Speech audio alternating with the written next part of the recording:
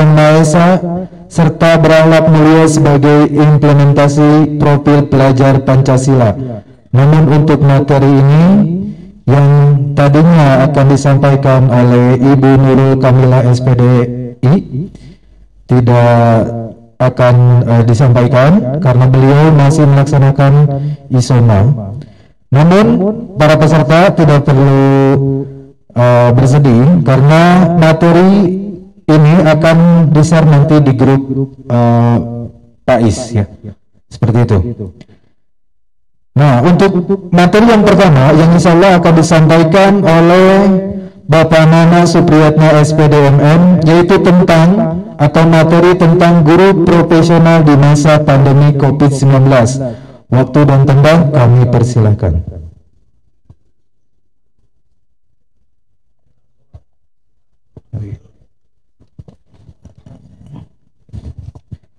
Oh ya, mohon maaf kepada moderator kami persilahkan.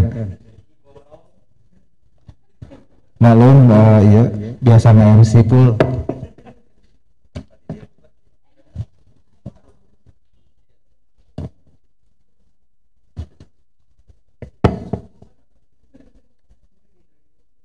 Duh, MC-nya semangat teuing ya teh. Nya diborong. Amplopna agengnya. Ageng amplopna. Bismillahirrahmanirrahim. Assalamualaikum warahmatullahi wabarakatuh. Masih semangat Bapak Ibu? Alhamdulillah. Alhamdulillahilladzi hadina. Alhamdulillahirabbil alamin wa bihi nasta'inu ala umuri dunya waddin wa ala alihi wa ashabihi ajmain. Asyhadu an la ilaha illallah wa asyhadu anna Muhammadan abduhu wa rasuluh. Amma ba'du. Puji syukur marilah kita panjatkan kehadirat Allah Subhanahu wa taala. Alhamdulillah pada kesempatan kali ini kita bisa berkumpul dalam acara workshop guru PAI sekecamatan Bojongloa Kidul. Salawat serta salam tak lupa kita limpah curahkan kepada Nabi besar kita, yaitu Nabi Muhammad Sallallahu Alaihi Wasallam. Pada kesempatan kali ini topik yang akan dibahas oleh pemateri pertama yaitu tentang guru profesional di masa pandemi COVID-19. Izinkan saya membacakan kurikulum vitae dari pemateri pertama. Beliau Bapak Nana Supriyatna SPDMM, tempat tanggal lahir Ciamis 4 Maret 1968. Nomor kontak jika diperlukan boleh ke nomor 0857 9300 0031. Jabatan Kepala Sekolah di SDN 026 Bojongloa. Riwayat pendidikan SD yaitu di SDN Banjar Angsana 5 di Ciamis. SMPN Panumbangan Ciamis, SMA SPGN 2 Bandung, S1 Ununus dan menyelesaikan S2 di Unwin. Jabatan pengalaman organisasi yaitu K3S sebagai ketua tahun 2020 dan di PGRI Provinsi Jawa Barat Wakil Sekum 2019. Adapun moto hidup beliau yaitu semoga selalu barokah. Amin ya. Semoga menular kepada kita semua. Baiklah Bapak Ibu, langsung saja kita mulai penyampaian dan penyajian materi. Kami persilahkan kepada Bapak Nana Supriyatna SPDMM. Bismillahirrahmanirrahim. Assalamualaikum warahmatullahi wabarakatuh. Widi kepayunnya Pak lah, sepados ya.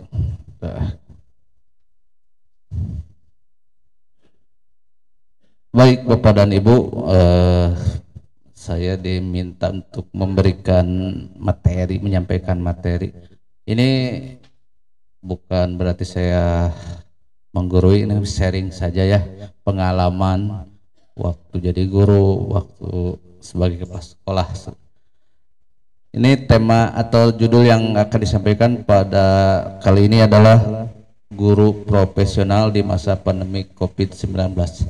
Sudah menjelang 3 tahun kita diliputi awan pandemi ini, luar biasa, sangat berdampak pada sebuah aspek kehidupan, khususnya kepada dunia pendidikan itu sangat berdampak sekali.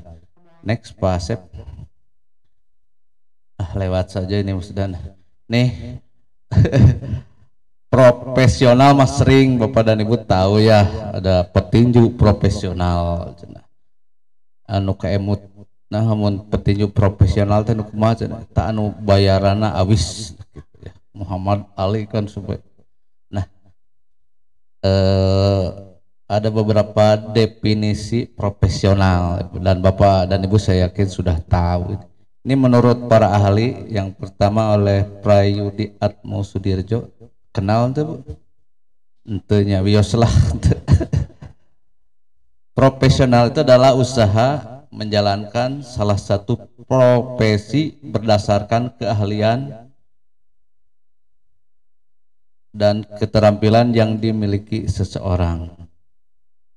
Berdasarkan keahlian tersebut, seseorang mendapatkan suatu imbalan pembayaran berdasarkan standar profesi. Nah, jadi ada imbalan. Sami petinju profesional ada imbalan.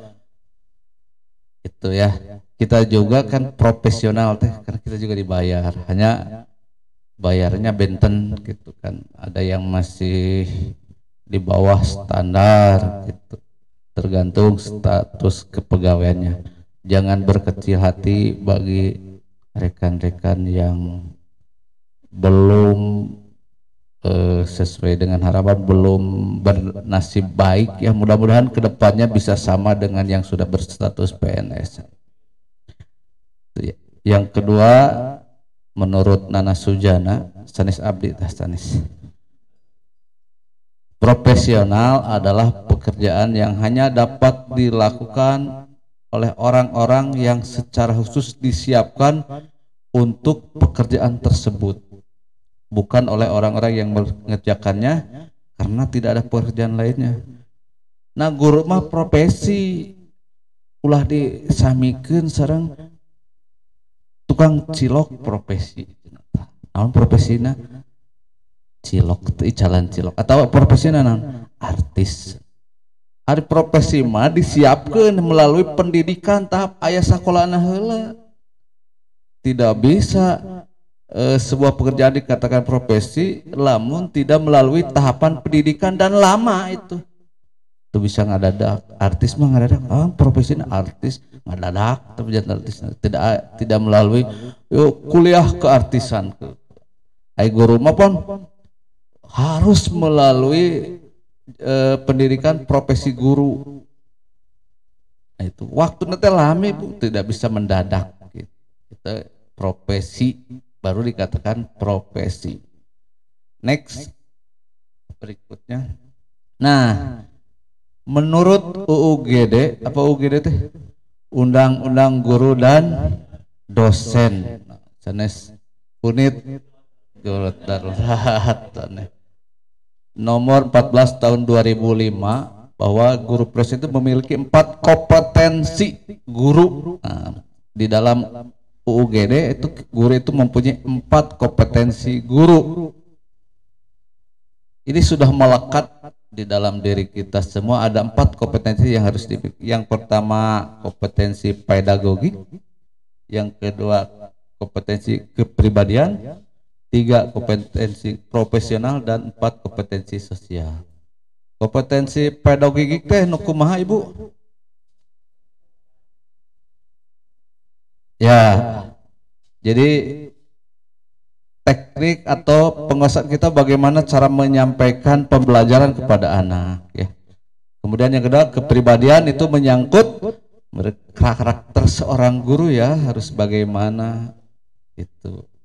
Yang ketiga kompetensi profesional, itu penguasaan materinya yang akan disampaikan. Kalau tadi pedagogik teknik menyampaikannya, cara menyampaikan, profesional apa yang akan disampaikan. Jadi lamun ngajarkan matematik teh harus sudah tahu ilmu matematiknya, ilmu mengajar matematik. Dan yang terakhir adalah kompetensi sosial, itu ada hubungannya antara guru dengan guru, guru dengan siswa, dan guru dengan orang tua dan masyarakat sekitar. Next.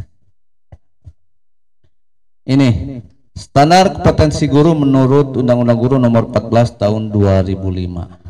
Yang pertama, kompetensi profesional, yaitu kecapan seorang dalam mengimplementasikan hal-hal yang terkait dengan profesionalisme yang terlihat dalam kemampuan mengembangkan tanggung jawab, melaksanakan peran dengan baik, berusaha mencapai tujuan pendidikan, dan melaksanakan perannya dalam pembelajaran di kelas. Yang kedua, kompetensi pedagogik, yaitu menguasai dan memahami serta karakter serta identifikasi potensi dan kesulitan belajar siswa.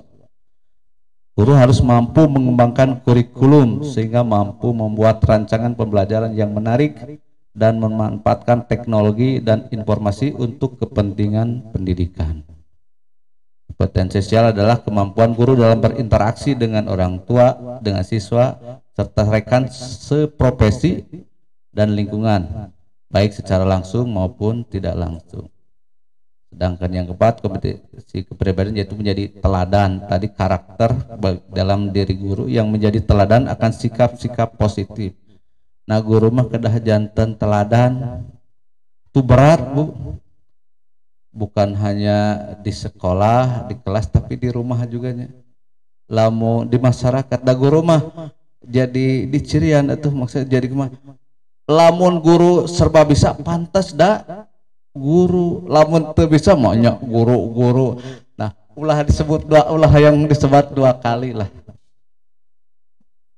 Lamun orang baik pantas saya da guru, tapi lamun teh maunya guru. Nah, lamun disebutkan dua kali terus lah. Itu ya. Jadi jangan sampai harus diucapkan dua kali oleh anak, oleh orang tua, oleh lingkungan sekitar kita. Next, Pasep. Nah, ini kompetensi profesional itu apa saja? Satu, menguasai materi struktur tadi. Kalau mau mengajarkan matematik teh, orang kudu apa? Ulah barang jeung murid bukaan buku heula. Budak maca, orang maca, wah udah jangan gitu ya. Ai guru mah cenah satu malam lebih awal. Jadi lamun enjek nerangkeun kisah Nabi Yusuf teh urang macana heula aya budak mah isukan. Kemudian menguasai konsep pola pikir keilmuan yang mendukung mata pelajaran yang dianggo. Kemudian yang kedua, menguasai standar kompetensi dan kompetensi dasar. Eta mah tos lalab bakal dilalab tiap hari eta mah. Kemudian mengembangkan materi pembelajaran yang diampu secara kreatif. Nah, lamun dina SK dan KIKD nama kan sepintas gitu. Nah, kita yang harus mengembangkan lebih luas lagi gitu. Cukup anak di KIKD mah terbatas kalimat-kalimatnya. Bagian tugas kita mengembangkan, menerjemahkan KI dan KD, SK dan KD tersebut. Mangga Pasep. Yang keempat, mengembangkan keprofesional secara berkelanjutan dengan melakukan tindakan reflektif. Nah, ini kan keprofesional berkelanjutan. Orang kan seringnya melakukan KKG gitu ya untuk diskusi kelompok. Nah, seperti ini juga, ini adalah tindakan keprofesional berkelanjutan dengan tindakan refleks, ya merefleksi diri. Oh, orang teh can bisa nguasai ieu teh hayu sasarengan gitu. Da can tiasa pembagian budak teh urang susah nerangkeun diskusi. Tau ieu budak teh sesah maca Qur'an kumacarna yang lebih mudah dipahami diskusi dalam kelompok kerja. Selanjutnya, memanfaatkan teknologi informasi dan komunikasi untuk berkomunikasi dan mengembangkan diri. Nah, ini di zaman ayeuna mah ini sangat dominan untuk sangat berpengaruh dalam pelaksanaan pembelajaran, apalagi nu PJJ mah pasti ini digunakan. Berikutnya Pak Sep. Nah, sekarang kompetensi pedagogik tadi. Yang pertama, menguasai karakteristik peserta didik dari aspek fisik, moral, sosial, kultural, emosional, dan intelektual. Nah, orang mah guru kedah apal Nah si eta bisa gancang diajarkan teh ari si ieu telat naon sababna harus tahu karakteristiknya. Nu itu nah teu ngerjakeun dibere PR teu ngerjakeun ari nu ieu sanes teh ulah langsung dicari kumaha maneh teu ngerjakeun PR. Leguk bisa saja anak tersebut tidak mengerjakan tugas karena ada tugas yang lain di rumahnya, misalnya kudu ngasuh adikna, sehingga untuk mengerjakan PR teh tidak sempat waktu, jadi kehabisan ulah main jebrodo dicarekan gitu. Jangan tanya ujang gelis kasih kunaon mengerjakan PR bapak punten abdi di piwarang ngasuh pun adi dan mamah di pasar carang si bapak. Nah seperti itu ulah langsung dijudge gitu. Lamun budak can bisa maca teh dijudge dasar bolongan emang teu bisa. Nah jangan cari penyebabnya, sebabnya kesulitan. Nah itu ya. Banyak hal misalnya apalagi orang di kota besar pernah ngamen mantosan si mama cenah si bapak da ngamen da teu aya kanggo meser beas. Jadi PR teu kakejalan teu pada waktu di jalan. Nah, yang kedua menguasai teori belajar dan prinsip-prinsip pembelajaran yang mendidik. Nah itu mah di baku kuliah kita sudah dibekali bagaimana cara mengajarkan suatu pembelajaran. Yang ketiga mengembangkan kurikulum yang terkait dengan mata pelajaran atau bidang pendidikan pengembangan yang tadi. Jadi mengembangkan dari SKKD dikembangkan. Next Pak Sep. Ya, oh ini yang menyelenggarakan pembelajaran yang mendidik. Nah itu. Jadi pembelajaran itu harus mendewasakan anak, mendidik anak jauh lebih baik lagi. Keberhasilan kita teh lamun bisa anak yang kita didik lebih baik dari kita. Lamun orang bisa jadi guru, anak mah kudu bisa jadi menteri. Itu keberhasilan Bapak dan Ibu. Lamun anak peserta didiknya sarua jeung urang mah cenah rugi gitunya. Tapi lamun lebih di bawah orang hanya jadi pengamen itu bangkrut cenah orang teh gitu, tidak berhasil. Kemudian memanfaatkan teknologi informasi dan komunikasi untuk kepentingan pembelajaran. Nah ini yang akan dikembangkan lebih lanjut. Yang selanjutnya memfasilitasi pengembangan potensi peserta didik untuk mengaktualisasikan berbagai potensi yang dimiliki. Bapak dan Ibu kedah tiasa menggali potensi yang ada di peserta didik. Budak teh aya dipelajar matematik mah hese. Tapi lamun tatalu gitu gancang. Coba dipasihan we alat musik rebana ataunya. Oh ternyata gancang diajarkan eta itu kan bakatna meureun teh di musik. Ulah dicarekan malah mah gegandengan wah itu. Coba sediakan Pak Budi Sastra. Itu bisa disalurkan. Oh. Kalau ditakola dikasih wayah gitu, takolon itu. Coba sediakan di sekolah terbana atau selalu pasti main terbang atunya main terbang, terbangan gitu, kan itu. Jadi menyalurkan kan itu teh gejolak iuna tinggi, nah, alat musik itu terbangan gitu. Nah harus mampu seperti itu, jangan menjadi mana emang tatalu wae eta teh dorongan fisikna untuk menyalurkan potensi dalam dirina gitu. Ngan da urang mah bumbung capek itu wah ganeng tatalu wae padahal itu teh dorongan dalam hasil. Kan banyak ya anu geringan dari pengamen ya hasratna teh jadi pengamen tapi kan banyak yang sukses jadi karena di sekolah tidak tersalurkan. Memang di sekolah terbatasi lah. Kadang-kadang lamun aya nu nyanyi we di kelas gandeng padahal itu teh dorongan dari bakat dalam dirinya untuk dikembangkan sebenarnya. Berikutnya berkomunikasi secara efektif, empati dan santun dengan peserta didik. Nah, wayahna kadang-kadang lah dorongan ada kita juga manusia biasa kitanya lamun aya hal-hal nu itu teh sok rada iya, tapi mudah-mudahan kita mah bisa mengendalikan gitunya. Lamun mendapat anak-anak yang baden gitu teh. Aduh kalimat nate coba kalimat yang santun nyarekan nate gitu. aduh kasep meni bager kieu cobi anu sanes mah nuju ngerjakeun ieu mah hidupkeun lulumpatan we. Kemudian menyelenggarakan penilaian dan evaluasi proses dan hasil belajar. Ini wajib hukumna menilai, salah satu tugas guru itu menilai dan mengapply proses menilai. Setelah dinilai budak tadi pasien PTS nilai ulangan goreng ulah dicarekan budak teh goreng dia evaluasi deh goreng proses pembelajaran teh bisa nepi ka budak teh bisa teh naon sababna teu bisa budak teh berarti ada prosesnya yang salah, kurang metodenya, model pembelajarannya, medianya kurang sehingga anak teh tidak paham apa yang disampaikan. Lamun dina Quran disebutkan salat cenah pan teu terangan salat teh kumaha da dina Quran teh kan dijelaskeun dina hadis gitu. Tah sapertos kitu urang oge. Di hadis teh aya cenah salatlah sebagaimana Rasul salat. Emang mana ningali Rasul keur salat pan henteu cenah kitu. Tah jadi pan aya hadis, aya guru nu terangna kan ayeuna mah geuning nya. Aya nu teu berpedomankan hadisnya salat teh kudu siga Rasul cenah.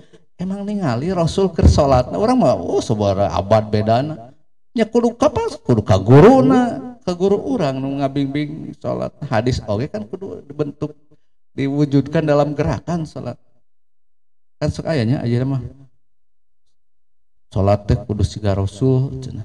Ada teh ningali urang mah Rasul nuju salat gitu ya seperti itu. Kemudian memanfaatkan hasil penilaian dan evaluasi untuk kepentingan pembelajaran. Nah ini Ibu dianalisis ternyata rata-rata nilai ieu teh ngan di bawah KKM. Setelah dianalisis dirubah atuh tadi teh naon sababna ieu teh seueur nu teu tiasaeun. Metodena Robi. Model pembelajaranna, mediana nah itu.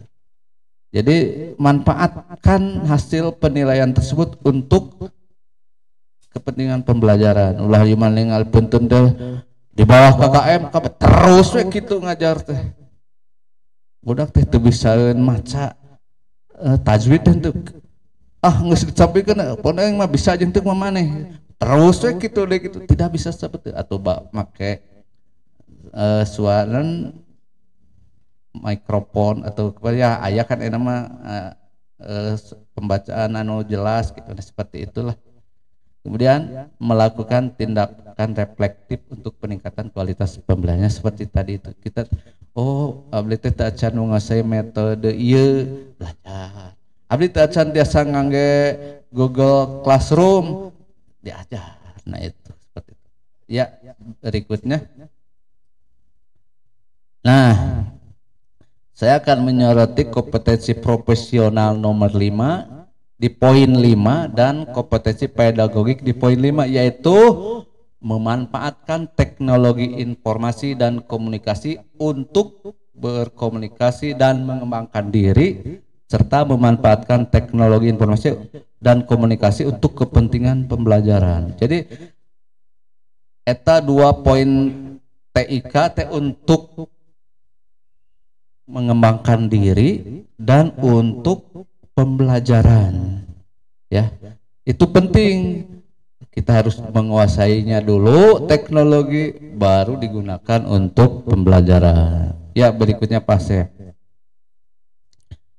memanfaatkan teknologi informasi dan komunikasi untuk pengembangan diri dan pembelajaran. Berikutnya nah ini definisi teknologi menurut KBBI. Apa KBBI itu? Kamus Besar Bahasa Indonesia adalah keseluruhan sarana untuk menyediakan barang-barang yang diperlukan bagi kelangsungan dan kenyamanan hidup manusia. Sedangkan informasi adalah penerangan, pemberitahuan, kabar atau berita tentang sesuatu. Panitia upami stosef waktosna watosan. Jadi komunikasi adalah pengiriman dan penerimaan pesan atau berita antara 2 orang atau lebih sehingga pesan yang dimaksud dapat dipahami. Nah, komunikasi kan siswa dengan kita itu kan ada pesan-pesan yang disampaikan oleh kita kepada peserta didik. Kesimpulan, teknologi informasi dan komunikasi adalah teknologi yang berhubungan dengan pengambilan, pengumpulan, pengolahan, penyimpanan, bukan penyimpangan, saat penyebaran dan penyajian informasi. Nah, sekarang yang pertama untuk pengembangan diri. Ini sangat berguna bagi Bapak dan Ibu, apalagi yang akan naik tingkat itu ada pengembangan diri. Nah, di masa pandemi ini banyak diklat-diklat virtual. Kan diklat secara tatap muka tidak bisa pada masa pandemi. Maka kemarin diklat dilaksanakan dengan virtual, workshop virtual, webinar. Apa webinar teh? Web seminar. Jadi diklat virtual itu ya. Ibu pasti sudah 2 tahun tilu asing deh orang teh ari kaluhur gaya gitu nya. Kehandap di kolor ibu bapak-bapak make training kaluhur gaya tahu yang penting mah katingali. Nah, ini pemerintah sudah memfasilitasi Bapak dan Ibu untuk walaupun pandemi diklat tidak berhenti, workshop tidak berhenti, ya, pelatihan terus. Nih, contoh yang dilakukan oleh Kemendikbud waktu itu ya, sekarang menjadi Kemendikbud Ristek Dikti, wah panjang. Ada namanya berbagi inovasi pembelajaran berbasis TIK atau disingkat teh pembatik pembelajaran berbasis TIK. Ayah Bapak Ibu nungiringan waktu sekamari ikutan pembatik. Ente rengse, aduh wajib atuh Ibu latihan kayak teh aya 2 manfaat ilmuna kanggo diterapkeun sertifikatna kanggo kenaikan tingkat sanu kantos memanfaatkan sertifikat online untuk naik tingkat itu da sek abdi maros kene kieu diklat teh mendingan ieu di sertifikat kenging teu kaluar ti imah cici ilmu dapat gitu belaan enak kudu ngingki gitu gitu ya. Ada lagi contohnya ini Microsoft pernah membuat pelatihan untuk guru Microsoft Office. Ini fasilitas akun Jawa Tengah Pintar. Ini untuk profesi, tapi tidak untuk Jawa Tengah saja yang menyelenggarakannya ini. Ada yang punya Office 365? Aya nu gaduh teu? Naon Pak Office 365 teh? Aduh, tak eta. Jadi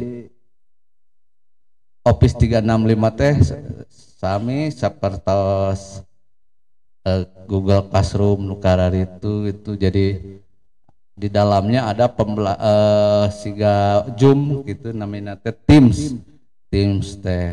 Nah, Teams itu digunakan jadi anak teh tetap muka lewat seperti Zoom seperti ini. Ada juga kementerian melalui P4 TK PKN dan IPS menyelenggarakan diklat guru moda daring. Pokoknya banyak kegiatan selama di tahun 2020 ke sini ya. Kan Maret ya 2020 teh Maret April kita dilanda pandemi itu mulai Agustus gitu. Wah. Booming diklat ini.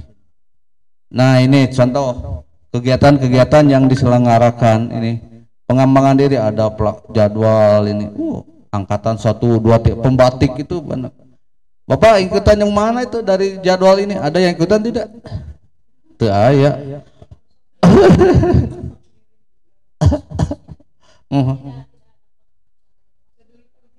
Oh, tidak itu teh ada kan di dalam sesi teh aya nanti diberikan password di sesi di jam sekian udah capek manten jadi tuh bisa tuh bisa masuk begitu ngambil sertifikat itu. Nah, yang kedua pembelajaran daring.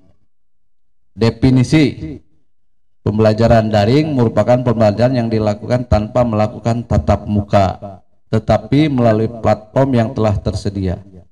Segala bentuk materi pembelajaran didiskusikan secara online. Komunikasi juga dilaksanakan secara online dan tes juga dilaksanakan secara online.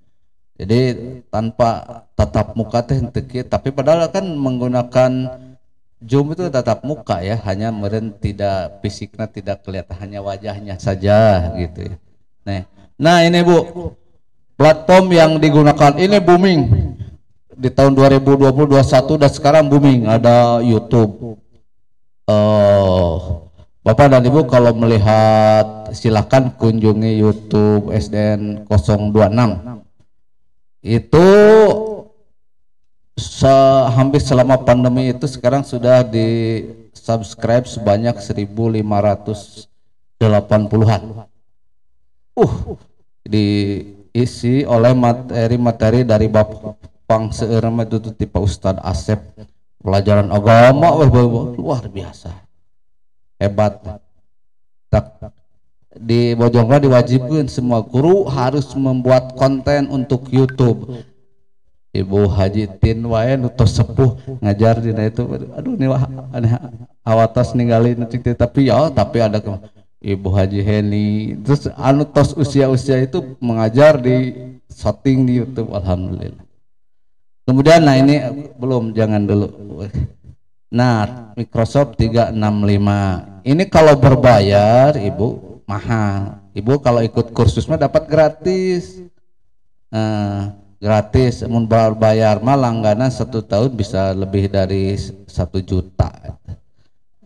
Abdi mah gaduh kudu gratis karena sudah mengikuti pelatihan Microsoft 365, lulus gratis selamanya gratis. Nah, ada di dalamnya ini Teams. Teams ini gunanya seperti Zoom. Teams itu bisa tatap muka gratis lah gitu, hanya kuota unggul biasa. Kemudian Google Classroom ini yang paling populer lah Bapak dan Ibu, paling mudah. Kemudian Google Form ini untuk soal-soal. Kemudian yang sangat familiar mah ini apa itu teh? Nah, etawe dan paling pertama nu dilatihkan ku pengawas menggunakan WA. Kumaha carana cenah kan? Saya ingat betul waktu itu Bapak pengawas mengajarkan pertama kali menggunakan WA untuk pembelajaran. Nyata pakai voice note. Voice note. Anak-anak selamat pagi. Oh, balas dia pakai voice note deh. Nah, itu dah pertama. Kemudian Zoom. Nah, ini Zoom sarana juga. Zoom paling familiar Zoom untuk sarana tatap muka. Zoom pada saat pertama kali diluncurkan harganya jutaan dah. Ayeuna mah Bu anu 300 teh ngan 70.000, nu 300 ka mah jutaan. Kemudian Webex. Pernah gunakan Webex? Webex. Kemudian Google Meet. Yang paling Zoom sama Google Meet. Webex itu agak susah bagi yang belum. Mahal, betul mahal. Hanya biasanya di provinsi itu pusat anu di distrik teh menggunakannya Webex Webex. Bukan Pustekom itu pakai Webex terus, tidak pakai Zoom itu. Next Pasep. Nah, ini media pembelajaran daring yang bisa digunakan. Sumber medianya adalah Bapak Ibu pernah berkunjung ke rumah belajar oleh Pusdatin Kemendikbud? Belum ya, coba ketik aja di Google. Kemudian TV Edukasi Kemendikbud. Kemudian kita juga pernah bikin TV Bandung teh, di syuting ibu-ibu jadi artis syuting pembelajaran. Sana di dia untuk zona C teh syuting di lantai 2. Dari baik agama, olahraga dan guru kelas. Cucu pernah di syuting di atas di situ. Kemudian tatap muka daring program Sapa Duta Rumah Belajar. Pokoknya ini program-program ini disediakan. Nah, ini tautannya Ibu belajar HTTPS belajar kemudian Go ID. Pernah dari semua ini ada yang pernah ya dikunjungi, pernah gitu. Pernah kan? Biar aku menentu ngisin kun. Ya, pernah lah dari salah satu banyak kemudian. Next. Nah, Metode daring adalah metode yang memanfaatkan jaringan online dan bisa membuat para siswa kreatif menggunakan fasilitas yang ada, seperti membuat konten dengan memanfaatkan barang-barang di sekitar rumah maupun mengerjakan seluruh kegiatan belajar melalui sistem online. Hybrid learning. Hybrid learning teh gabungan. Kumaha gabungkeun tatap muka dengan online cina. Jadi dikerjakan mah di rumah gitu. Udah praktek sholat atau praktek wudu hanya di praktek anak mah di rumah masing-masing. Tapi di kamera itu di Zoom praktek guru olahraga praktek melempar bola gitu. Nah, seperti hybrid learning. Metode ini sangat cocok diterapkan bagi pelajar yang berada pada kawasan zona merah. Kok zona merah mah full daring. Itu ya metode daring. Dengan menggunakan metode full daring dan seperti ini, sistem pembelajaran yang disamakan akan tetap berlangsung dan seluruh pelajar tetap berada di rumah masing-masing dalam keadaan aman. Nah, ini metode daring. Oke, Pak Sep. Nah, metode luring. Metode luring adalah pembelajaran dilakukan di luar jaringan. Dengan kata lain, pembelajaran ini dilakukan secara tatap muka dengan memperhatikan zonasi dan protokol kesehatan yang berlaku. Nah, sekarang kan sudah luring dan daring, sudah campuran nama 50% daring, 50% luring, PTMT dan PJJ ya istilahnya di sekarang kita. Oke. Dan selanjutnya next Pak Asep. Nah, ini metode home visit. Nah, kemarin mah ada ya waktu maceh apa namanya Pak? Udah kelas 1 Pak cenah teu acan reasa baca. Bolehlah mangga tapi bergilir paling banyak 5-an. Jaraknya dijaga. Ini metode home visit. Ada guru yang datang ke rumah tapi tetap perhatikan kesehatan gurunya gitu ya. Dan next Pak Sep.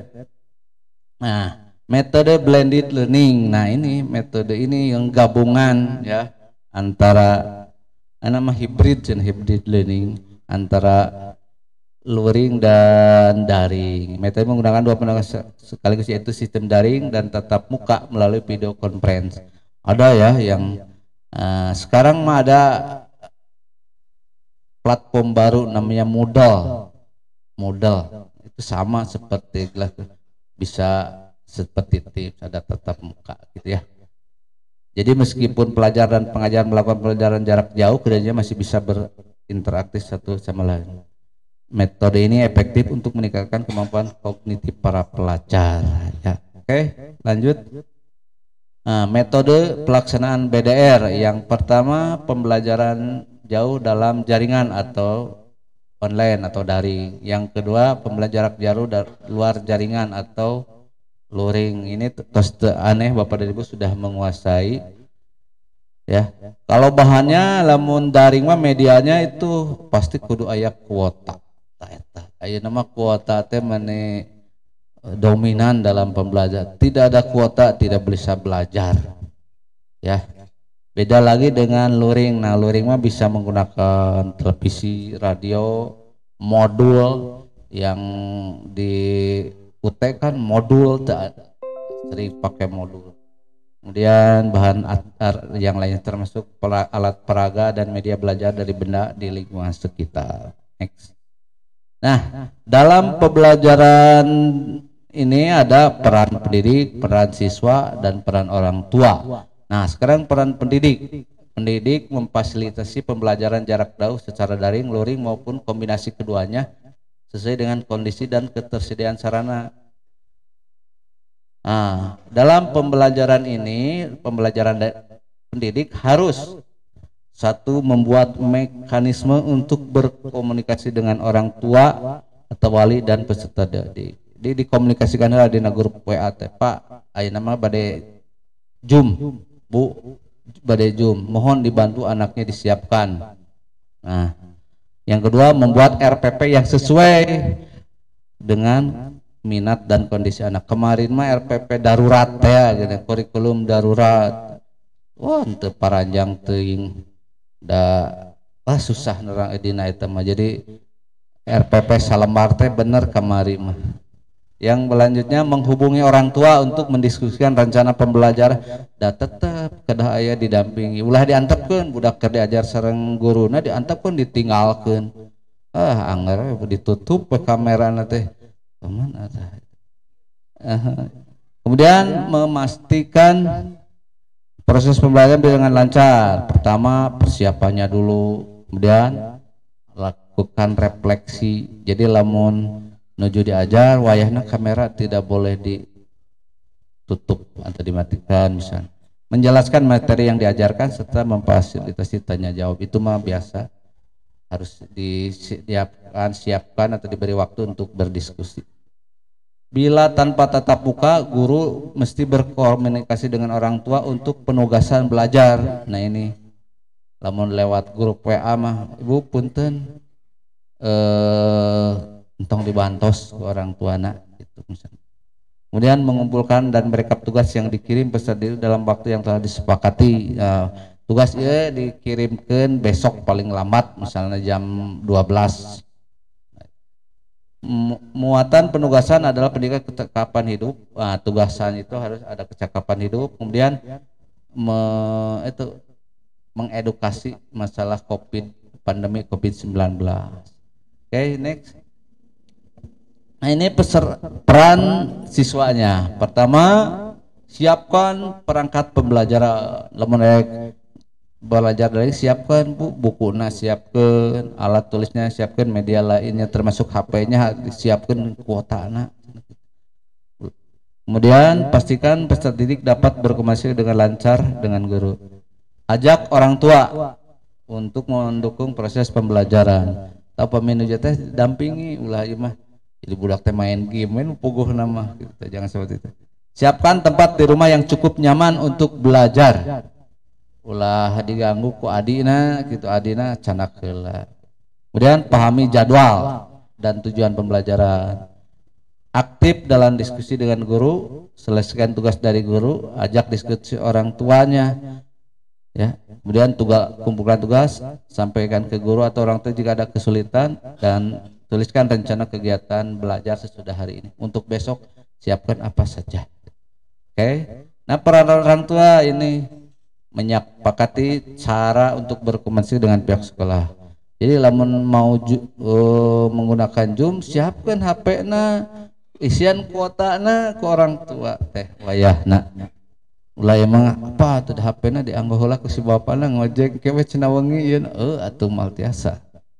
Kemudian mendiskusikan rencana pembelajaran inklusi yang bersama guru sesuai kondisi anak didik. Lamun tidak bisa dengan itu harus disiapkan alternatif lain. HP-na parebut jeung bapana kumaha atunya Bu? Wayahna Ibu membuat alternatif. Mbok bade home visit atuh mangga. Home visit tempat Allah geus kumaha atuh? Ka sakola we cenah mun mangga tapi tong seueur teuing lah. Menyiapkan perangkat pengadaan seterusnya ini mangga. Oke, terima kasih. Nah, Bapak dan Ibu itu kita sebagai guru yang profesional jangan merasa apa ya belum ada tiasa sakin wayahna coba tiasa gitu. Tadi pemerintah sudah menyiapkan memfasilitasi, membekali Bapak dan Ibu untuk pembelajaran menguasai IT di masa ini. Disiapkan hanya meureun urang nu kudu proaktif dibuka pendaftaran pembatik teu aya cenah kitu. Nya kumaha jadi metode lama grup WA ngumpulkeun tugas anu biasa. Kebanyakan tuh ngabring aja ngempalkeun tugas. Jangan seperti itu kalau Ibu kan guru yang profesional, guru non jabatan guru mah jabatan profesi melalui tahapan pendidikan yang sangat panjang dan lama itu ya. Terima kasih, itu saja yang bisa saya sampaikan. Apabila ada hal-hal yang ingin ditanyakan, didiskusikan, mangga setelah ini. Saya akhiri dulu, billahi taufiq wal hidayah. Wassalamualaikum warahmatullahi wabarakatuh.